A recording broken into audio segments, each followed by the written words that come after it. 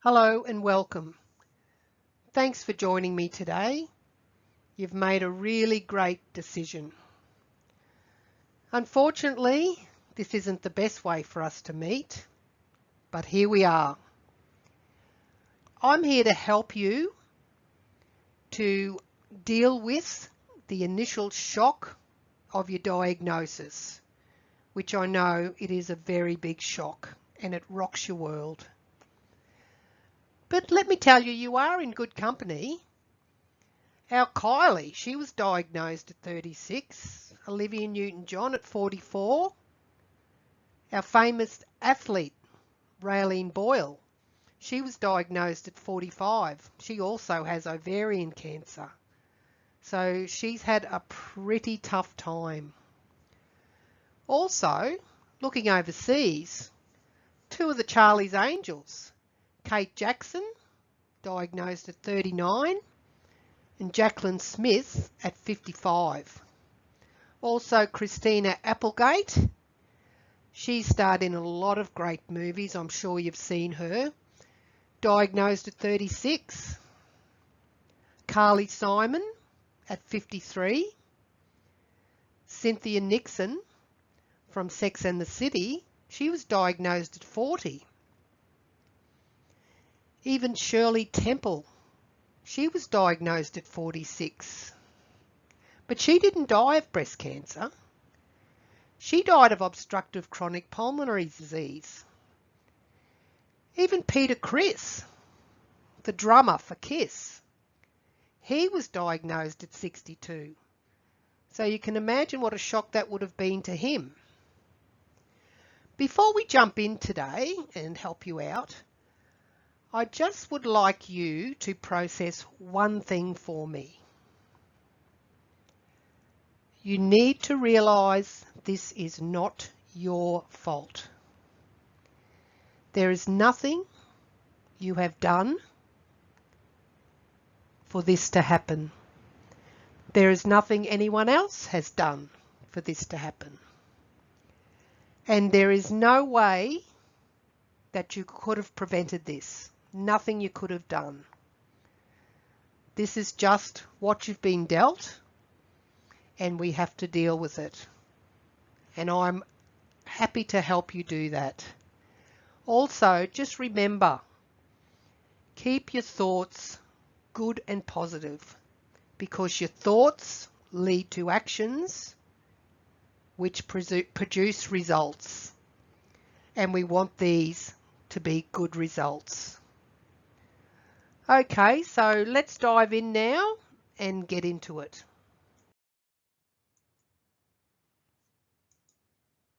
So you've been diagnosed with breast cancer. So you're thinking, oh my God, what now? So let me ask you a question. Would you like to know how to dig deep inside yourself and fight the fight of your life with all you've got? And would you love to finish this as a winner, knowing you didn't give up when the going got really tough? Well, guess what? You're definitely in the right place. This is for you if you are ready to fight for your life. And also you do not know the meaning of giving up. You have the strength to adjust to some really different circumstances in the routine of your daily life. And it is for you if you are capable of adjusting your mindset and attitude to achieve a positive outcome, which is what we are all looking for here. And it's not for you if you're going to operate on the, oh, poor me, or why me theory. If you're going to withdraw into yourself and give up, or even blame other people or take it out on other people, this is not for you. And it's not for you if you're not capable of adjusting to a new set of circumstances. And once again, it's not for you if you're going to take this out on everyone else. So by now you're probably thinking, so why am I doing this? Well, it's because I have been exactly where you are right now, and I'd like to find individuals I can help who may be looking for a bit of extra support through this initial challenge. Those who are open to suggestions and willing to work with me as I give you advice, tips and tricks as you travel through this journey. And also people who can actually accept the cards that have been dealt and work towards a great future for yourself with your family and friends. In the next 45 minutes, I'm going to show you how to manage your day-to-day schedule, how to reorganize your life and mindset, which is very important, so you're not going into that daily stress anxiety mode, because that will be more harmful to you in your situation. What to expect during your treatment, which could include chemotherapy, it may or may not include radiation, other medications you may have to take, and even some you may be required to self-administer. How to look after your body during required treatments, for example, your eating regime, fitness, what is beneficial, and what are some things that are not so good for you. So here is why you need to know what I know. I have been where you are right now. I've experienced the whole gamut of treatment. I know how to stay calm, well, as much as you possibly can after the initial shock wears off a little bit, because I know for a fact that stressing will only make things worse physically and emotionally. I can tell you how to control the minority of things that you actually do have control over. There isn't a lot, but there are a few, and that gives you great satisfaction. I can tell you how everything feels and how I got through it all and how I am still going strong. So I'd like to let you know there's actually nothing for sale here today. All you need to do is listen and learn and take comfort in the fact that someone outside your immediate circle wants to help if you do need the extra support. Remember, I've been there. So if you stay until the end, I've got a special gift for you, and it may just help you see things in a different light and get some of those initial niggling questions answered for free. So are you currently making this harder on yourself than you need to? I know what it's like getting the news. It's like a major, and I mean huge, kick in the guts that takes the wind out of you. You immediately go into stress mode and you begin to face your own mortality. You don't know what you're going to do or where you're going to start.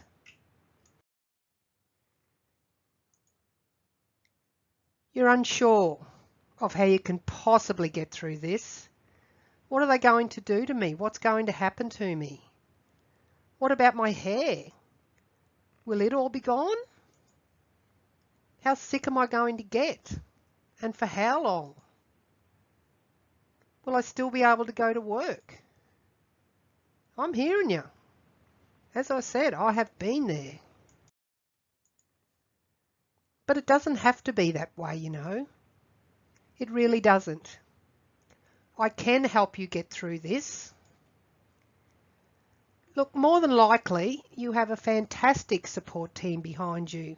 Your family, your friends, and that's great because you really do need that at this time in your life. But sometimes too, you need to connect with people that are going through exactly the same thing as you are. So, it does help to go a bit outside for a bit more support. And I can give you that all the way. And you can be in a group of people who are experiencing or have experienced exactly what you are going through right now. There is an easier way, so just stick around a while longer so you can learn some good practices to help you on a daily basis with a lot of the things you will need to know.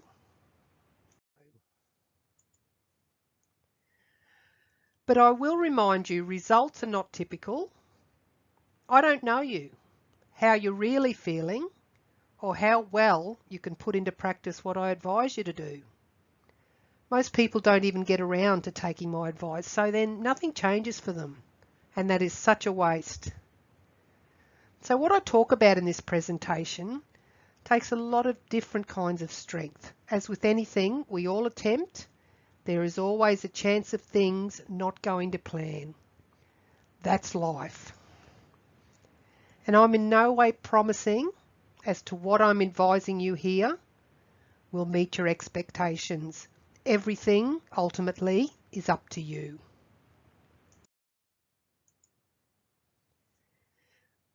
This is the first and very important thing you need to learn. Acceptance. Breast cancer does not discriminate, as I mentioned at the start of the webinar. So there's no point in looking at this as to why me, as you need to accept the cards you've been dealt and just look at this as a challenge and an opportunity to get stronger and stronger. And then, how do you tell your family? My advice is gently. Don't call mum, dad, your husband, partner, brother, sister, best friend with a panicked voice and crying and making no sense at all and blurting out your news. It's just going to confuse them and it's going to help absolutely no one. On the other hand, you need to tell them directly. Give them the facts of what the doctor has told you about the status of your condition and your diagnosis, but you will need to just compose yourself before you make this call or make the visit. And give them the prognosis. First the diagnosis, then the prognosis.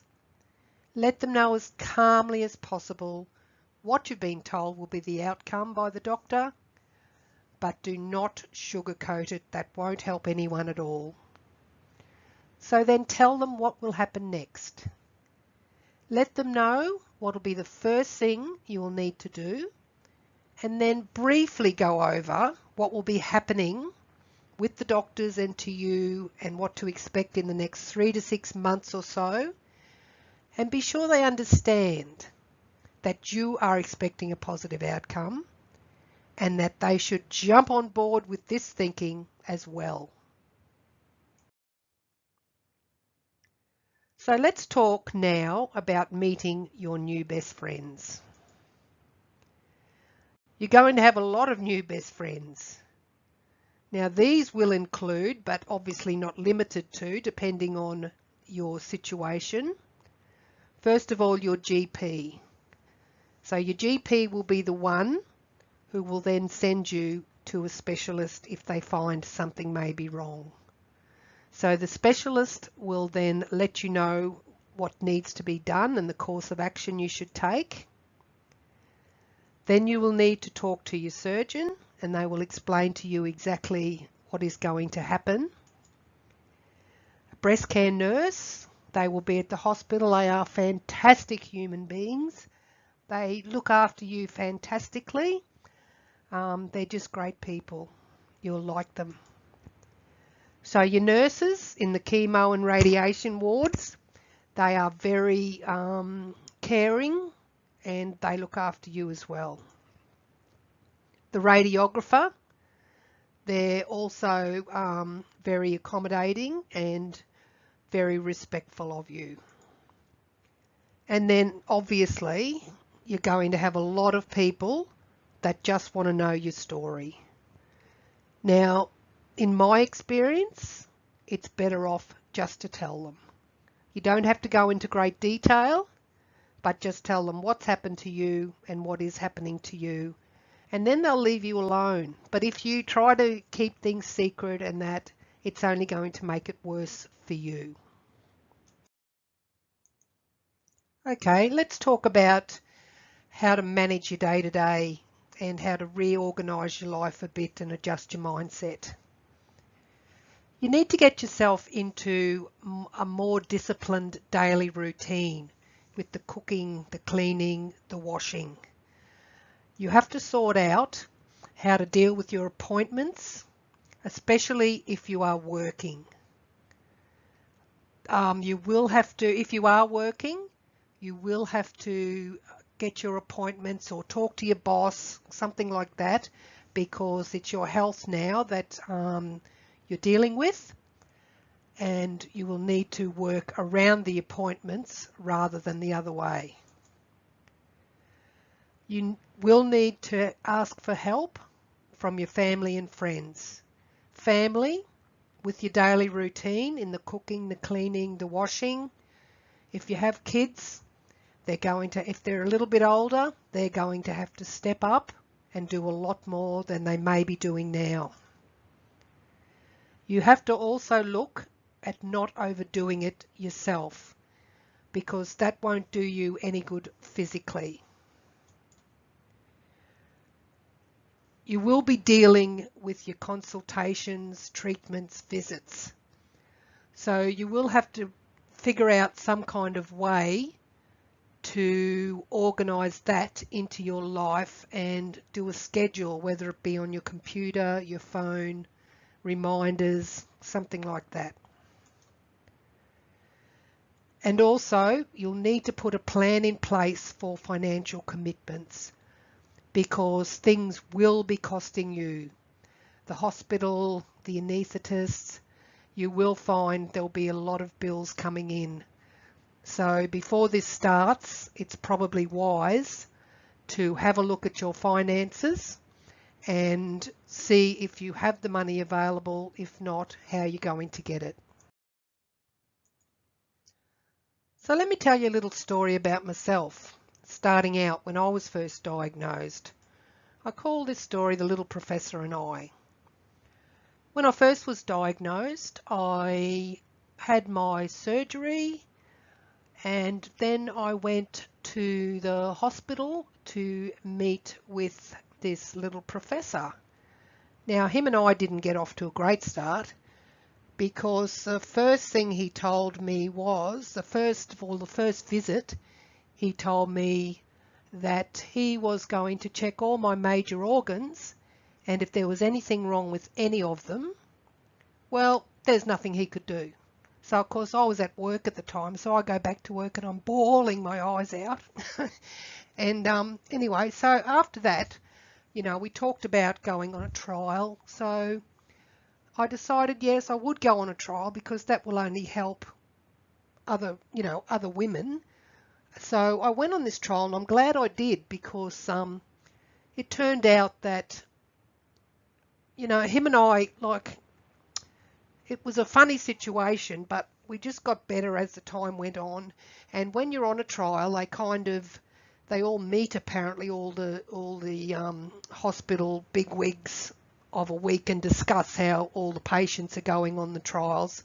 I went very well, actually.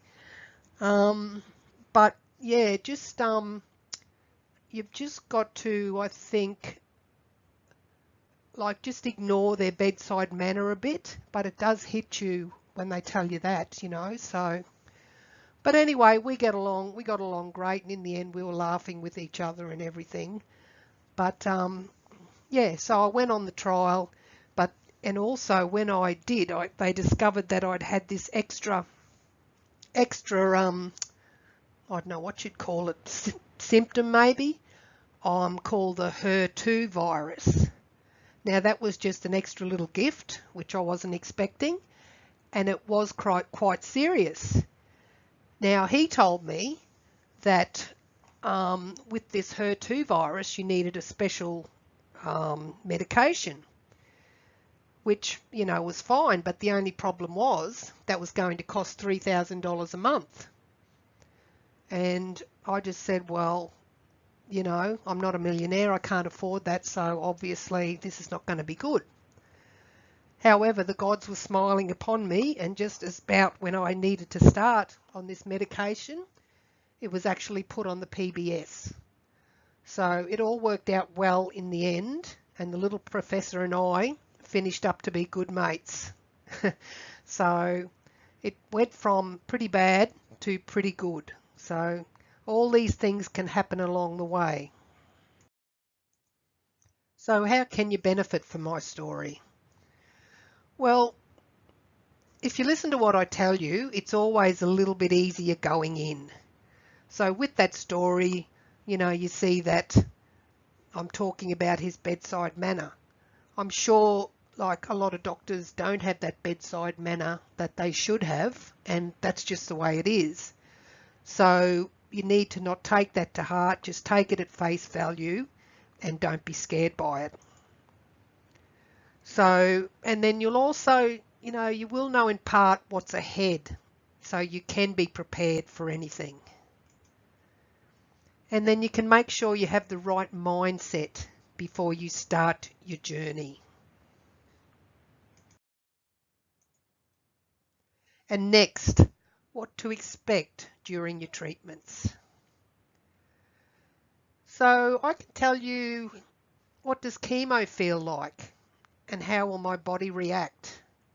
Everybody reacts differently to chemo, so it's just a matter of the individual. So radiation, it doesn't hurt at all. It's fine, it only takes about 10 minutes. So each treatment, chemo could take 1 hour, it could take 2. As I said, radiation, it's more the travel time than the actual treatment time for radiation. How many weeks for treatment? Well, that will depend once again on your individual situation. Will it affect you going to work? It may do. Sometimes some people will get affected by chemo. I used to have chemo on a Friday but would not be affected until the Monday. In my situation, I always felt okay after the treatments. As I said, it was always a couple of days later that I felt the effects. So here's another little story for you. I call this one, What the Hell is Happening? So when you start chemo, it is like, it does affect your body obviously, because it kills every single cell in your body. So not only the bad ones, but the good ones as well. So it's amazing really that you can still keep walking around, to be honest. So as I said previously in the last little bit, that I used to have chemo on a Friday and I wouldn't be affected until the Monday. So I actually did go to work through chemo, and I was working in hospitality. So it's dealing with the public. You need to be on your toes, but by the Monday you find that you have trouble learning, like being taught anything to your brain. It just doesn't comprehend what you're trying to learn, and you have trouble reasoning as well. Well, I did. It could be different from, for anyone really. So, and then of course you've got how it affects your body with, I did lose my hair, and I that was one of the things I could control. So I was not going to have it coming out in clumps. I refused to do that, so I could control that. And funny thing was, I just had my hair done 2 weeks prior to all this, and then I go back up the road to the hairdresser and said to him, shave my head. And of course, the hairdresser was beside himself. He thought it was the greatest thing ever, because they don't get a chance to do that at all. So I was living on the coast at the time, so he shaved my head, and then of course the next thing was to get a wig, because if I was going to be facing the public, obviously I needed to have hair, you know, just if I was going to be on the front desk or whatever at the hotel. So a friend and I went and we got a wig, and it looked pretty good. It's very natural. The wigs now are fantastic. And even to the point where I had people at work saying to me, oh, you've changed your hair, you've had your hair done. Oh, I must come back, I'll see you, I'll ask you where you got it done. And I'm thinking, oh hell, what am I going to say? Like, it's a wig. But anyway, that's, you know, it's just hair. And the best feeling was diving into the ocean bald, because you can feel it on your head, and it's just absolutely just a wonderful feeling. So you do lose all your other hair everywhere else as well, which is a bit odd for you, but you know, you've got to look on the bright side. So I'm saving on shampoo, I'm saving on razors, so you know, but it is a bit what the hell is happening, because it's something like you've never experienced before. But once again, you know, I'm here to help, so I can, you know, like advise you on what may or may not happen. So there you go, that's that story there. So what can you take away from that last story? Well, I'm guessing you probably now know a little bit of what to expect. So hopefully that relaxes you a little more. You've learned a few things about your body and how it may react to your treatments. And it should take away some stress, as you already know something about what's going to happen going in. Let's look now about how to look after your body while you are receiving treatments. You should eat healthy food for every single meal, and snacks if you feel like them. Do the appropriate exercise. It's best to ask your doctor or your specialist what kind of exercise you should do, if any at all. They will be able to help you. Also, what to do if you're at work. So meaning not overdoing it, or how much you should do, or what kind of work. It's just depending on your situation on what kind of work you actually do. You will need plenty of sleep, and try not to take painkillers. Only take them if you really, really need them. And the things to stay away from include major stress. You should be able to control that. And of course, alcohol and cigarettes. And my final story for today is one that I call I Got This. So after a few weeks, I'd kind of slipped into a routine with my eating, doing a bit of light exercise. So I felt like I was a little bit more in control.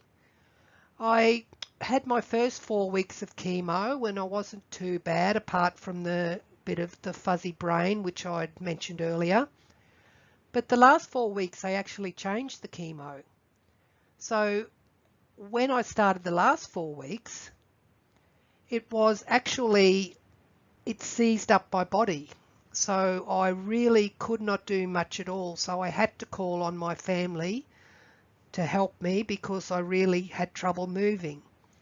However, because I was in the right mindset and I had been prepared, I knew that something would be happening to my body.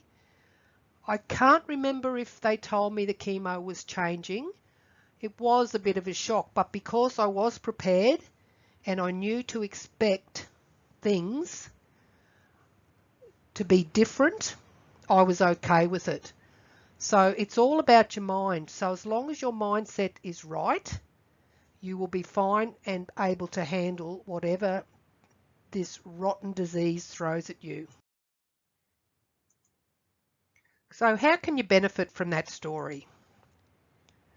Well, you will know in part now how you're going to feel. And then you can make the necessary preparations knowing that your body is going to feel something. And you can prepare in regard to your routine of exercise if you can exercise. And also you may have to change your eating habits to be a bit healthier if need be. You will realise now that not everyone is textbook and everyone's body will react different to all different kinds of treatments. There are different kinds of chemotherapy, as I've just told you. So hopefully you got some tips on what and what not to consume and how to stay on track. Well then, how did I do? I promised I'd teach you 3 things today. How to manage your day-to-day schedule and reorganise your life and your mindset so you're not doing that stress thing every day. And hopefully you've learned a little bit on what to expect, depending on what treatments you may have to have and any other medications. As I said, I was on a trial. You may not be. Everyone is different. And how to look after your body. So healthy eating, light exercise, and you know, it's obvious that things that are not good for you, obviously smoking, alcohol, those kind of things, will not do you any favours while you're going through chemo and on this journey. Now, here's where I see an opportunity for you. From what I've already told you, you've got a great opportunity just of making this a little bit easier on yourself first up. But as I've said before, it is up to you. And working through what to expect and dealing with your emotions and especially your mindset before going on the full journey and after the diagnosis will set you up to go down the best road you can. So isn't that what you want? Like the best way possible for you, your family, and your friends? And the good news is, it's not about whether you can do all of this right now. It's about whether you're prepared to follow simple step-by-step instructions on how to get through this. It's actually really about having the strength and determination to get through it all, take one step at a time, and learn the rest as you go. I can help you along the way. And it's about whether your desire to fight and win is strong enough. Because all it takes is having a big enough why. So exactly what do you need to win this fight? Well, you need to adopt the right attitude and mindset going in. I can't stress how important that is. I can give you some exercises to help you along the way with that. And you need to learn how to put your daily systems in place to ensure everything is easy as possible for yourself and your family on a daily basis. And you really need the right help to get you started with the initial stages of your diagnosis. So then you'll be equipped to handle what's ahead of you. So you're thinking, so what now? Well, it seems to me you have 2 choices. You can click away and just forget everything I've just told you, but it also means you won't have any kind of advantage by knowing what to expect. But if you really do want things to be the easiest way possible for you and your family, and to go through this with the best help possible, then here is how I may be able to assist. Would you like me to help you develop a plan to make sure you have the right mindset before you start your journey? Know what to expect and deal with it appropriately? And how to look after yourself, your body, your emotions, and your family during this time? And then, armed with this, you'll be much better equipped to deal with your emotions, your mindset, the daily life, your family, without feeling negative and pessimistic about the future. I offer this service because I've been where you are now, as you already know, and I really want to use my experience to help as many people as I can on the initial journey after diagnosis, by making it the best and most positive it can be for you.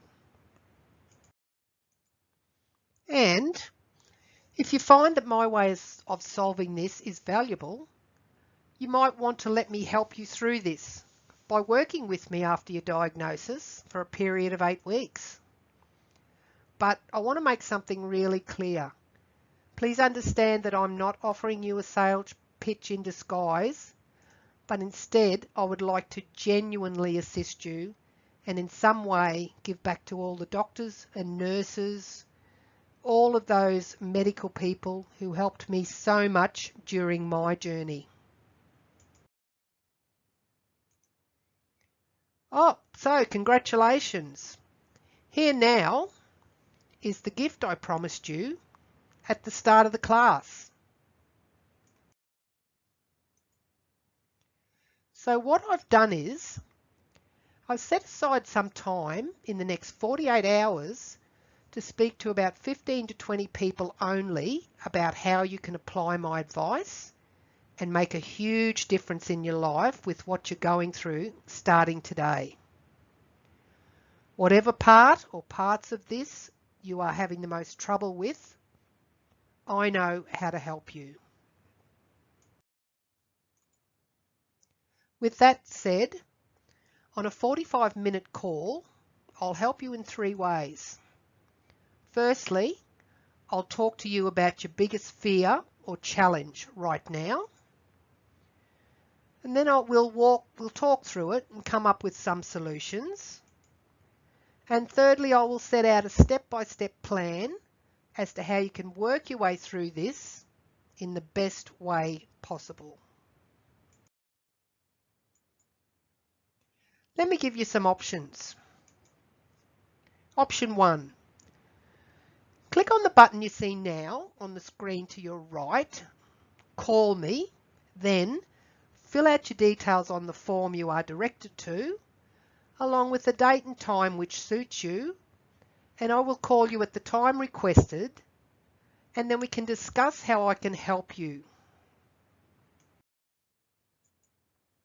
And then, once I have that information, I can put a few things together that I know will help you to manage what you are currently going through, reorganise your daily life, and feel comfortable going to treatments, as you'll know a little bit about what to expect. Or option 2, if you feel you don't need or want to speak to me directly, or don't want to talk, or don't think you can, and you just like my help, well, that's absolutely fine. All you need to do is click on the button you see now to the right of your screen, I would like help, and you will go directly to where you will start to put everything into perspective and get the help and support you need. So make your choice and select now. I only have 15 to 20 spots available for a call. Or if you choose option 2, you will also need to be quick, as I can only help so many people at the one time. Now I'll leave you with some last minute advice. Remember, this is your life we're talking about. So you want to go through this with your best possible mindset and attitude. And you can't forget that your family and friends are also going through this. I know you might not consider this because you're probably thinking this is all about me, but you may be surprised how they are feeling. So if you need help and support, I've got plenty of that. So why delay? Make your choice now. What is your life and your happiness worth? Why wouldn't you get all the help that you possibly can? Your options again are option 1, I can call you to discuss what you're going through and we'll deal with it together, and you will have all your immediate questions answered on this call. Just make sure to click on the Call Me button. Or if you don't want to or don't feel like talking, that's fine. Just click on the I would like help button and start getting the advice you need to get through this tough time. And if you feel you don't need any extra help, then that's okay too. Thank you so much for taking the time to listen to this. I wish you well and nothing but the best in your journey to future health and happiness. Thanks again and have a great day.